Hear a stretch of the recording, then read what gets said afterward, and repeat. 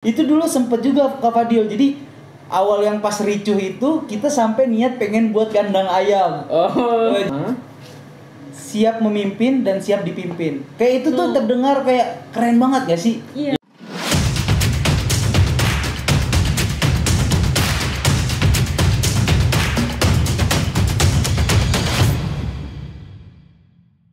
Assalamualaikum warahmatullahi wabarakatuh. Selamat datang di podcast OMG, obrolan mahasiswa gaul. Nah, pada kesempatan yang berbahagia ini, gue Fadil Mubarak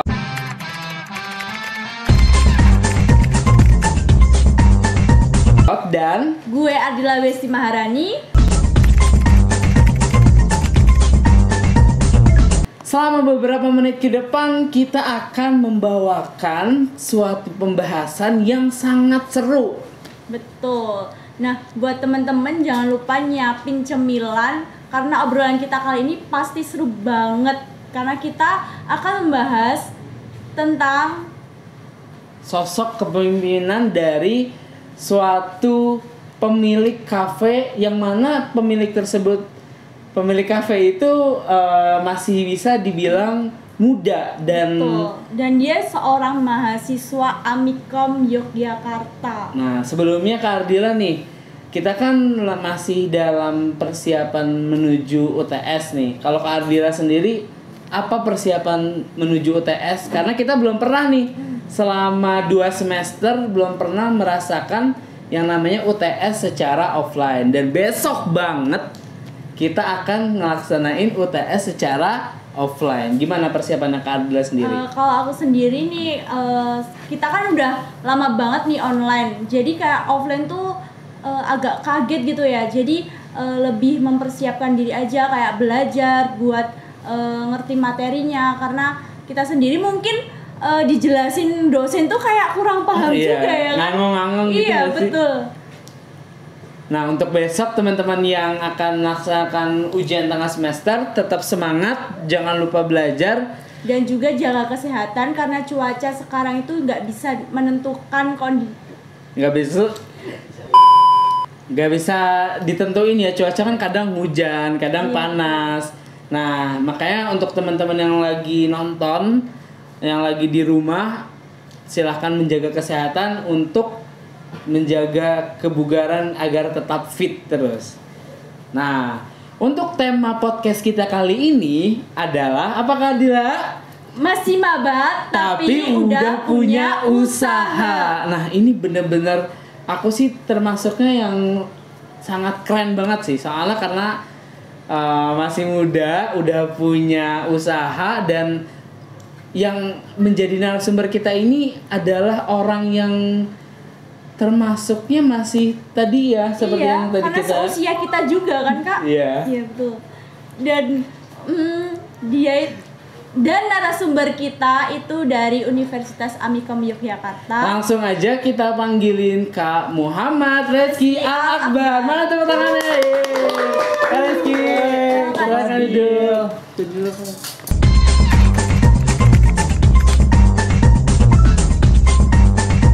Nah, sebelum itu kita bakal perkenalan dulu ya. Tadi teman-teman udah tahu nama gue siapa, nama gue Fadil Mubarak dan di sebelah kiri gue ada Ardila Besti Maharani.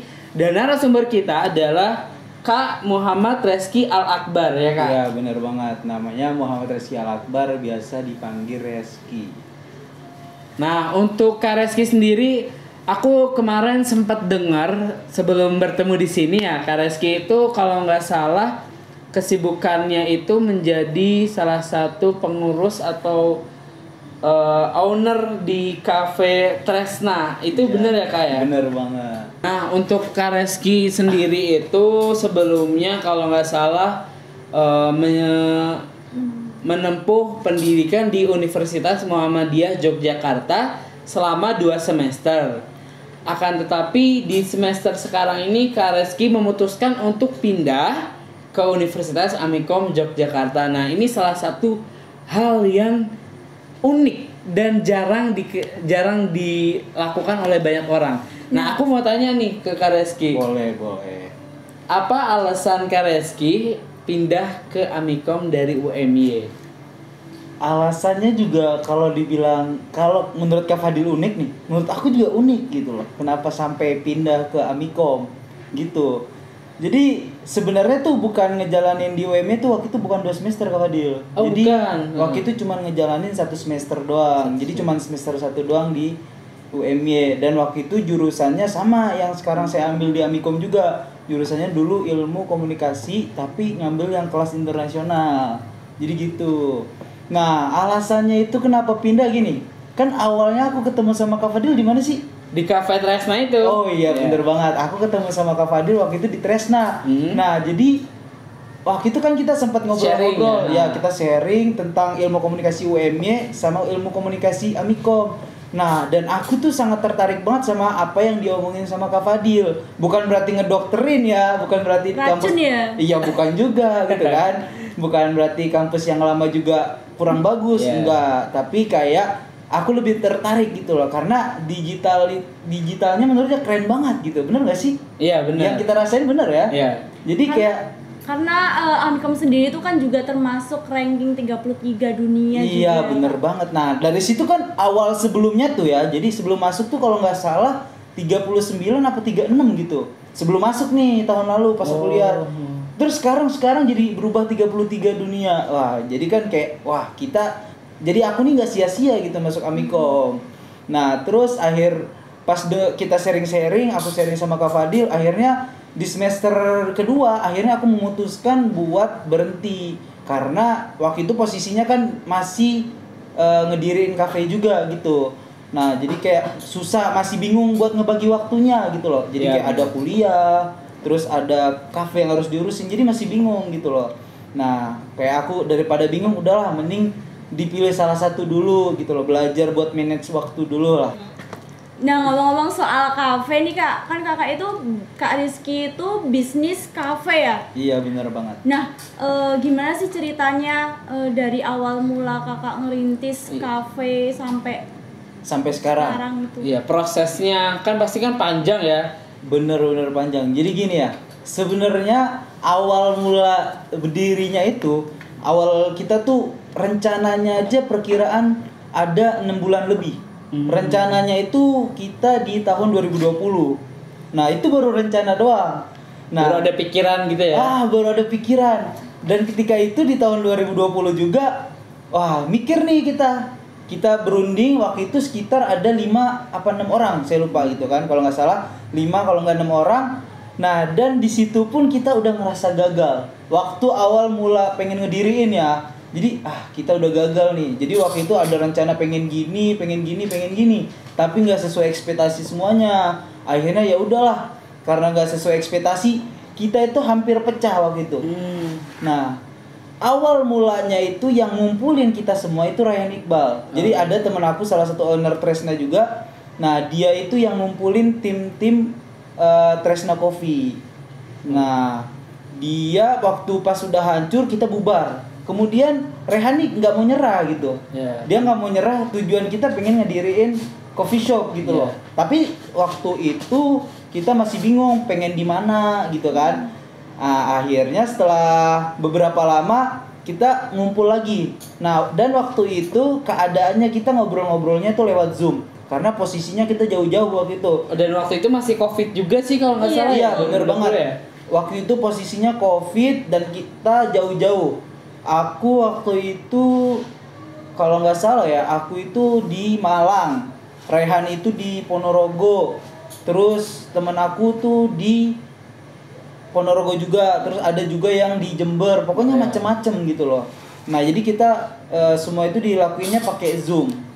Nah, setelah berunding yang kedua kalinya, akhirnya fix nih kita pengen ngediriin di Jogja.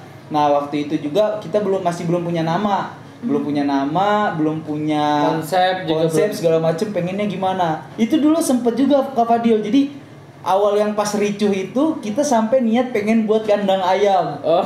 Jadi itu masih labil ya, geng. Iya, jadi kayak namanya anak muda kan, pengen itu, pengen ini, jadi bingung lah. Nah, sampai akhirnya udahlah kita fix buat coffee shop di Jogja. Ya udah, akhirnya kita diriin lah. Nah, awal mulanya tuh kita kayak nyari nama, bagusnya apa sih? Iya, benar. Kayak konsepnya mau kayak gimana sih? Nah, ada akhirnya yang ngusulin nama itu juga itu Rehan. Oh, jadi Tresna itu dari Rehan Iqbal gitu ya? Iya. Karena disusun dan dirancang oleh kalian bertiga kayak itu ya, arti kata Waktu Trisna itu gitu. posisinya belum bertiga. Kalau sekarang itu sisa bertiga. Kalau dulu nggak bertiga. Jadi dulu itu masih sekitar 5 orang. Nah, ya namanya usaha kan pasti ada yang pecah gitu. Nah, jadi dulu tuh yang ngusulin namanya itu Rehan. Nah, dari Tresna ini kita juga ada dari Tresna itu punya 3 makna gitu loh. Tresna kan itu diambil dari kata Jawa kan? Oh, bahasa Jawa. Iya, dari bahasa Jawa. Tresna itu pertama artinya kan kalau di bahasa Jawa tuh Tresna itu cinta ya kalau nggak salah. Tresno Iya, gitu betul. kan. Nah, jadi cinta ini pertama ke siapa sih? Nah, Tresna itu pertama kepada Tuhan. Kemudian yang kedua cinta kepada sesama manusia. Terus yang ketiga cinta terhadap alam. Nah, jadi kayak gitu dulunya konsepnya. Baru mulailah berdiri Tresna. Kita itu setelah itu kan itu di tahun 2020. Di tahun 2021-nya kita akhirnya mulai berkumpul di Jogja. Tepatnya waktu itu bulan Juni. Di 2021 kita kumpul lah di Jogja. Nah, posisinya dulu kan ada 5 orang kan. Nah, yang ke Jogja itu ada 4 orang. 1 orangnya dia waktu dulu itu belum bisa ke Jogja. Jadi waktu yang bisa ke Jogja ada 4 orang. Kayak gitu. Nah kak, kan aku mau tanya nih, kakak ini kan masih seorang mahasiswa gitu ya. Nah untuk modal atau support sistemnya itu dari mana gitu? Dari gini, untuk modalnya sendiri waktu itu kita berunding kan akhirnya, wah ini modalnya mau kayak gimana, apa kita cari apa biasa kalau orang sebutan Sponsor. cari sponsor, iya. apa kayak gimana, apa dari kita. Nah akhirnya kita mikir ya udahlah untuk di awal ini kita pakai dana masing-masing gitu loh. Nah jadi per orang ini misalnya dia mau ngambil berapa persen, yang ini berapa persen, itu tergantung dari masing-masing juga. Dan itu nggak ada paksaan kita buat lu harus bayar segini, lu harus bayar segini, nggak ada kayak gitu. Begitu. Berarti emang bener-bener mulai dari nol seorang mahasiswa yang saling menyuarakan idenya. Benar. Untuk menggapai cita-cita. Tadi aku bener-bener suka banget sama filosofi dari nama Tresna itu. Iya. Yang pertama cinta kepada Tuhan, yang kedua sesama manusia, Iya, dan yang benar. ketiga cinta kepada alam. Itu bener-bener bisa membuat Tresna itu lebih baik, karena segala sesuatu jika dimulai dari hal yang baik akan memunculkan hal yang baik juga. Nah, untuk Kak Reski sendiri ya, sekarang kan umur Kak Reski ini masih bisa dibilang belum terlalu dewasa untuk mengelola suatu kafe. Nah, apa yang ada di benak Kak Reski ketika pertama kali mengurus kafe tersebut? Kayak gini, awalnya kan kalau dipikir waktu itu mulai masih umur sekitar 19 apa ya. Iya. Nah, posisi itu saya kurang yakin jujur. Saya kurang yakin Karena makanya emang nggak mudah ya. ya nggak Iya. mudah, makanya kayak saya wah di umur segini motivasi saya tuh buat ngejalanin usaha tuh masih belum ada gitu loh. Akhirnya kenapa saya berani memulai itu karena ada teman-teman itu. Ya kan? Oh, ada iya. teman-teman, dan itu pun temennya juga bukan temen yang baru kenal tiba-tiba langsung ngebuat gitu, enggak. Tapi emang dulu pas di sekolah kita kenal deket, sering main bareng. Ya kayak iseng-isengan, oh kita pengen buat ini nih, kayak gitu jadinya. Oh. Berarti itu antara kerjasama dan support system antara teman kayak gitu ya kak? Iya bener banget. Nah, kakak sendiri kan udah jadi owner nih di kafenya kakak sendiri. Nah, gimana sih makna kepemimpinan menurut Kak Rizky? Karena kan gak mudah ya jadi owner atau jadi pemilik kafe di umur yang masih muda ini. Dan untuk juga mengurus. dia sebagai mahasiswa. Nah, betul itu. Karena teman-teman mahasiswa sekarang kan juga pasti banyak ya yang sambil part time atau sambil bantu orang tua. Nah, untuk Kareski sendiri kan sebagai owner yang mana harus memikirkan seluruh jalannya aktivitas di kafe, apakah keseharian di kafe berjalan dengan lancar atau ada masalah atau problem yang di kafe, itu kan berarti Kareski sendiri harus memikirkan hal itu semua. Sedangkan kalau misalnya mahasiswa yang cuman part time kan dia harus cuman pinter bagi-bagi waktu aja antara perkuliahan dia dan pekerjaan tanpa harus memikirkan hal-hal yang lain. Nah, untuk Kareski sendiri bagaimana? Kalau aku tadi kita ngomongin tentang kepemimpinan. Oke. Aku pernah dengar waktu itu guru aku ngomong waktu aku masih sekolah, siap memimpin dan siap dipimpin. Kayak itu tuh terdengar kayak keren banget gak sih? Iya, benar. Kan kalau seorang pemimpin, ya dia bisa memimpin tapi belum tentu dia mau dipimpin. Nah, hal ini kenapa jadi pondasi kuat buat gua? Karena itu tadi, kalau lu mau dipimpin ya lu harus juga mau dipimpin, apalagi yang gue jalanin di sini itu bareng-bareng gitu loh, yang nggak bisa dihasilkan oleh satu suara. Iya, benar. Nah jadi kayak kita tuh harus bareng-bareng, nggak bisa aku doang nih, nggak bisa dia doang, tapi gua ada keputusan, dia ada keputusan, teman gue juga ada keputusan, baru jadi hasil buat ngebangun sesuatu gitu. Jadi nggak bisa sendiri. Ya nggak bisa egois ya, apalagi bener. kan Kak Eki ini termasuknya bangun suatu kafe itu bareng-bareng bersama teman-teman terdekatnya dulu. Iya. Nah, pasti itu kan kalau bayangan gue sendiri ya Kak Eki ya. Itu pasti dalam proses sampai sekarang udah berdiri suatu kafe ini kan ada makan hati nggak sih kalau menurut Kak Eki ini? Untuk di awal itu makan hati tuh banyak banget. Serius, waktu di awal itu kita makan hati banyak. Cuman lama-kelamaan kayak nggak guna nggak sih? Kayak itu tadi, kayak Rehan ini sebagai patokan gue belajar banyak dari dia. Dia menurut dia seumuran sama gue, tapi gue banyak belajar gitu loh. Mungkin ya kita saling belajar lah, itulah gunanya ada partner, itu gunanya ada teman. Nah jadi kayak saling melengkapi ya. Bener banget, kayak makan hati nggak guna gitu loh, karena lebih baik didiskusiin kayak gitu kan. Didiskusiin. Karena jujur itu lebih baik walaupun menyakitkan. Kayak waktu kita pernah punya masalah, akhirnya kita selesaiin baik-baik. Gua ngomongin apa unek-unek yang ada di gua. Terus gua juga ngomong ke dia, unek-unek lu apa nih? Akhirnya kita selesaikan masalahnya. Karena kalau seiring berjalannya waktu kita saling musuhan, yang ada malah berantakan. Karena kan kita tujuannya di sini bukan saling berdebat, tapi kan tujuan kita pengen ngebangun coffee shop yang dikenal banyak orang gitu loh. Oke. Nah, tadi kan banyak kali-kaliku yang udah diceritain beberapa ya. Aku mau tanya ke Kak Eki terkait di Jogja nih banyak banget coffee shop bertebaran di mana-mana. Di daerah Condong Catur banyak, di daerah bahkan kalau bisa dibilang ya setiap per meter tuh bakalan banyak ada coffee shop.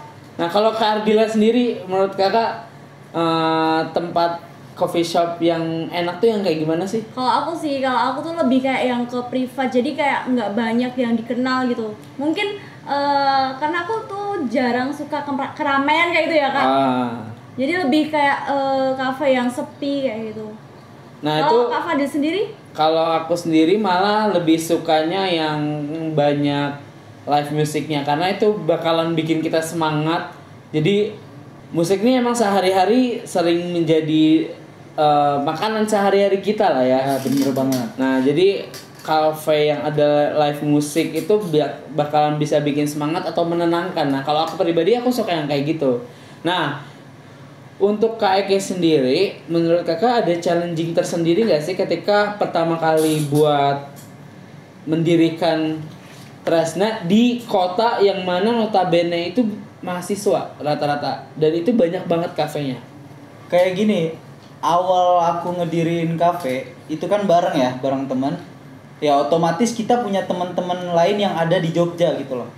Nah, Sebelumnya kita berpikir kayak, wah kayaknya kita bisa nih pakai strategi ngomong dari teman ke teman. Akhirnya mereka tahu kafe kita ada di sini. Awalnya kita berpikir kayak gitu, tapi lama kelamaan nggak bisa gitu Kak Fadil.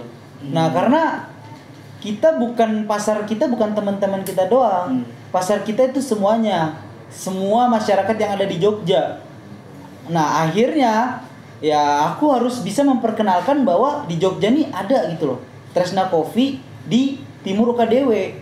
Dengan cara apa ya? Dengan banyak cara, entah kita main di sosial media, entah kita mon to mon atau yang lainnya kayak gitu. Nah Kak, karena banyaknya persaingan kafe di Jogja, ini gimana sih kayak model kepemimpinan Kak Eki atau strategi pemasaran dan marketing buat memajukan kafe untuk kedepannya yaitu? Pertama gini, untuk kepemimpinan sendiri itu kita pertama nggak make masalah egois ya. Kita ngomongin tentang egois.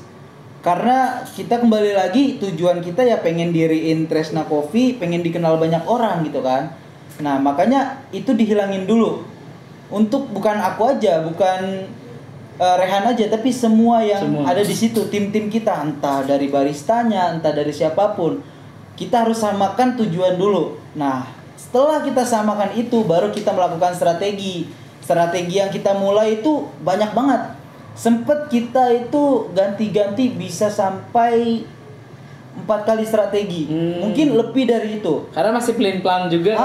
Sebelumnya juga konsep kita kan waktu itu kayak karena budget dulu masih terbatas, kayak ya udah kayak penting jadi dulu nih.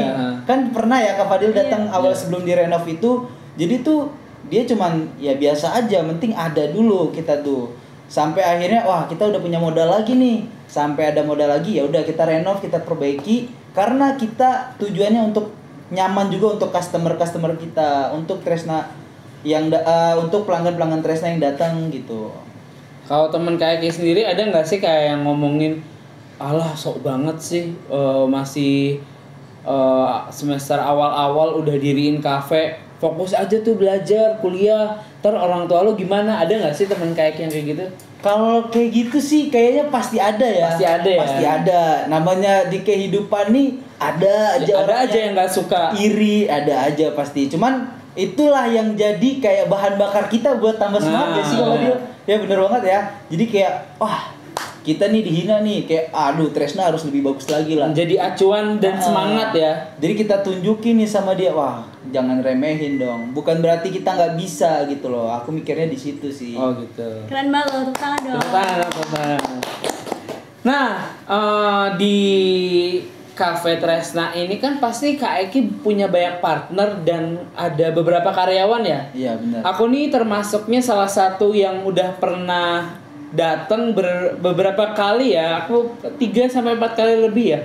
Dari yang mulai belum ada area outdoornya, dari yang mulai kalau nggak salah waktu itu belum ada AC-nya yang di dalamnya. Belum ada. Itu aku benar-benar ngelihat dan sampai sekarang saat ini Tresna bangun dan berdiri, aku benar-benar sangat takjub. Proses yang mereka lakukan itu termasuk sangat cepat.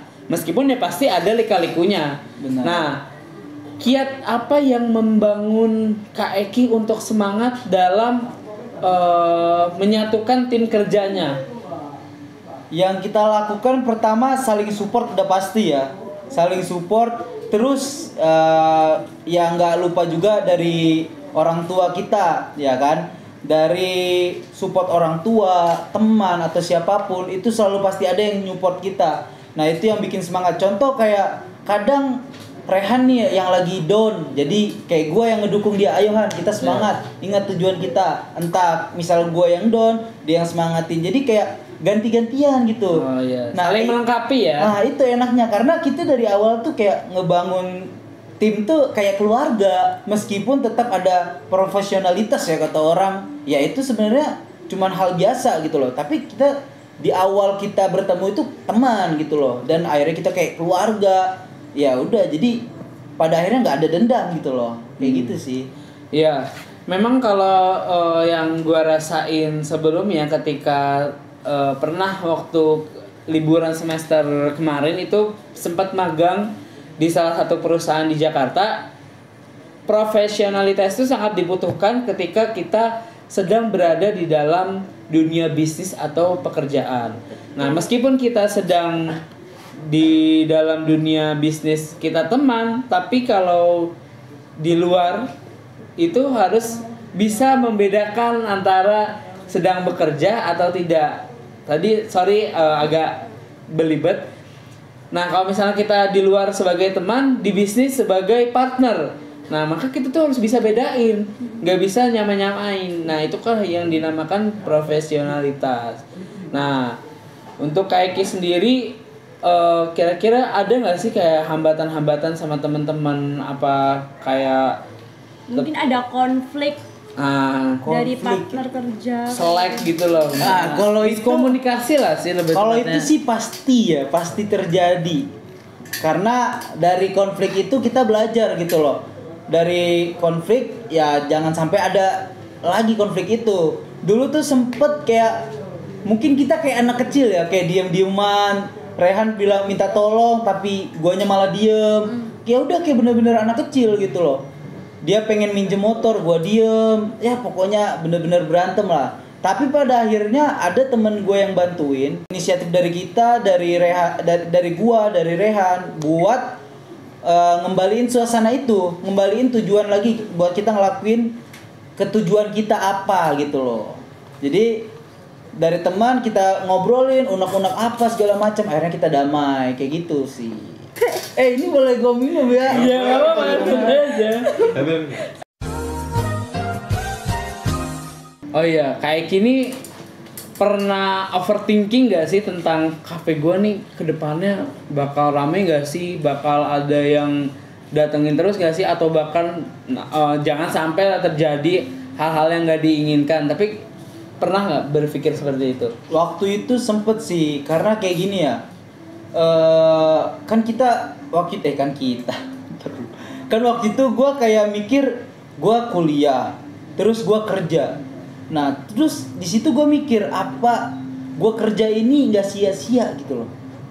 Apa yang gue lakuin ini nggak sia-sia, apa harus gue tinggalin kuliah gue, apa gue harus tinggalin kerjaan gue, karena nggak tahu kita yang mana yang mana berhasil gitu kan. Nah di situ kayak gue bingung yang mana gue pilih. Nah di situ sih overthinking paling tingginya gue ya.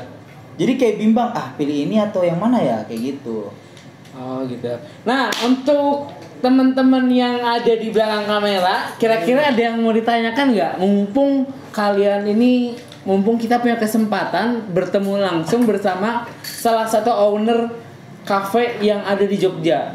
Kan beberapa kali kita sering kali ya nongkrong di mana, tapi kan kita belum pernah tahu apa sih perjalanannya, apa sih kisahnya, apa sih lika-likunya. Nah, buat teman-teman yang ada di belakang layar atau di penonton yang ada di rumah, ada yang mau bertanya? Kakek Mas mau bertanya? Ya, silakan. Untuk Kak Eki, Iya. motivasinya untuk memulai sebuah usaha itu gimana? Kalau motivasi sih sebenarnya gue nggak bisa ngasih ya. Cuman kalau dari saran gue, yang penting mulai. Jangan takut untuk memulai, itu Iya, sih. benar. Yang penting jangan takut untuk memulai apapun itu, berhasil atau gagalnya, penting coba dulu. Karena dari gagal itu jadi pelajaran terindah buat kita dalam hidup kita gitu. Mungkin itu sih. Dan satu hal poin penting yang pengen gue garis bawahin, ketika kita sudah memulai dan kita harus menyelesaikan, itu sih yang paling. Iya, Masalah sukses atau tidak, berhasil atau tidak itu belakangan. Oh iya nih. Nah, Kak Eki sendiri kan sebagai mahasiswa dan sebagai owner di bisnisnya, gimana sih cara memanage waktu sebagai mahasiswa, sebagai owner, dan gimana kesehariannya Kak Eki untuk menjalani hal tersebut? Pertama gini ya, aku sendiri jujur waktu sebelumnya itu nggak bisa manage waktu karena pulang malam, akhirnya paginya bangunnya telat gitu loh. Nah makanya kayak sekarang ini harus produktif gitu. Jam 11 itu udah tidur. Jadi pagi udah bisa bangun, bisa ngelakuin aktivitas. Habis itu aku mulai dengan kuliah karena kan aku juga sekarang dapat kelasnya pagi kan. Jadi ya kenapa belum ketawa? Laler. Jadi tuh gini ya, waktu untuk masalah manage waktu Dulu tuh jujur, gue sendiri nggak bisa manage waktu. Karena biasanya nih, kalau abis dari kafe, akhirnya pulang malam jam 2. Karena abis kerja nongkrong lagi gitu. Iya. Kita nongkrong malah, karena kita nggak ada waktu nongkrong kan. Malah nongkrongnya setelah itu. Nah, setelah akhirnya waktu makin lama, akhirnya aku mikir lah. Sekarang udah ada kuliah, lebih jelas lagi aku kuliah di Amikom. Nah, di situ harus benar-benar serius, jangan putus lagi kayak sebelumnya. Nah, akhirnya cara gua itu memanagenya pulang tepat waktu. Jam 11 itu udah harus tidur. Akhirnya pagi itu gue bisa bangun, ya bisa ngelakuin hari lebih produktif. Karena rata-rata kelas gue itu kelasnya pagi, jam 7. Nah, jadi paginya itu gue kuliah, mungkin kadang sampai siang atau sampai sore. Habis itu dilanjutin ke kafe, gitu sih. Emang bener ya, ternyata yang dirasain mahasiswa, bahkan bukan di Jogja doang ya, seluruh mahasiswa yang ada di Indonesia, jam 7 itu bener-bener kayak pagi banget gak sih Kak? Iya. Kayak bener-bener, aduh, aku juga dulu ya, padahal ketika aku masih di rumah atau masih di mana gitu, jam 7 itu ya udah siang. Bahkan aku pun jam 5 subuh, kalau nggak jam 6 udah siap-siap. Tapi semenjak aku kuliah di Jogja atau menjadi mahasiswa ini kayak jam 7 itu bener kayak subuh. Bener-bener kayak pergantian jamnya tuh beda banget gitu. Iya sih. Apalagi kalau kita dapat jadwal ngelihat jam 7, waduh besok kuliah jam 7, kayak bener-bener panik gitu loh. Padahal itu kan jam 7 nggak terlalu yang kayak ini banget. Iya. Yang terakhir mungkin Kak Fadil ada tambahan pertanyaan buat Kak Eki atau teman-teman mungkin. Sudah. Enggak ada ya. Berarti aku aja nih. Strategi dan taktik apa yang ditempuh dalam mengembangkan bisnisnya? Mengingat kan sudah berjalan beberapa tahun dan progresnya termasuk yang cepat. Aku juga ngelihat sendiri tentang perkembangannya. Nah, untuk kedepannya kira-kira apa nih progres dan taktik, strategi apa yang bakal Kak Eki kerjakan? Kalau strategi salah satunya nih, sebelumnya kan Tresnya cuman biasanya putar musik lewat audio, pakai speaker biasa, tapi kita udah pengen collab. Nah, dan kita pengen ngadain live musik. Nah, itu salah satu strategi yang bakal kita munculin deket-deket ini, waktu-waktu deket inilah pokoknya, yang bakal kita adain. Ya, dan yang lainnya ya tetap kita cobalah, karena sekarang sosial media kita mungkin nggak terlalu aktif. Nah, sekarang kita aktifin lagi, kita mulai semangat lagi. Kayak gitu sih. Mungkin cukup itu sih kalau masalah strategi dan taktiknya.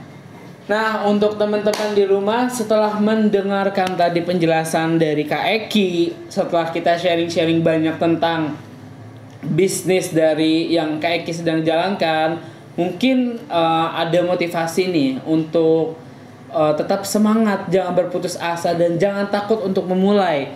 Jangan mikir kayak misalnya, aduh gua nih belum punya apa-apa nih. Memang segala sesuatu itu perlu dipersiapkan.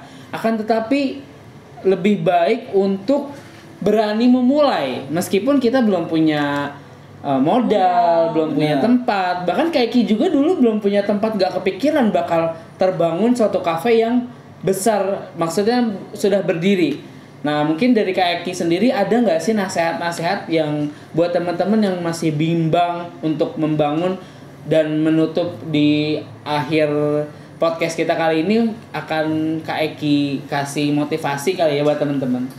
Kalau aku motivasi nih, paling penting dalam hidup itu bersyukur. Bersyukur dengan apa yang kita punya, bersyukur dengan orang-orang yang ada di dekat kita, bersyukur dengan apa yang kita punya, dan gak ada gengsi. Itu sih paling penting banget. Karena kita melihat nih hidup orang tuh gak ada yang bersyukur. Tuh. Mereka tuh udah punya ini.